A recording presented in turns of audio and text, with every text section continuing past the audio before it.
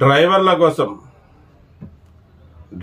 కోసం అసెంబ్లీకి పోయేది ఎవరు? డ్రైవర్ల గెలుపు కోసం పార్లమెంటుకి పోయేది ఎవరు?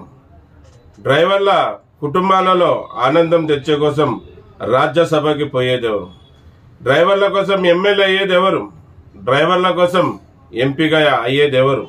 డ్రైవర్ల కోసం రాజ్యసభగా ఎన్నికయ్యేది ఎవరు? పోయేది ఎవరు?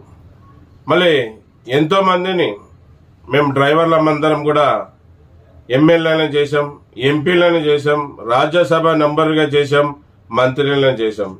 ఎన్నో పార్టీలకి సపోర్ట్గా మద్దతుగా ఉండి వాళ్ళు కాకుంటే వీళ్ళన్నా మంచి చేస్తారని అందరికీ ఓట్లు వేసాం.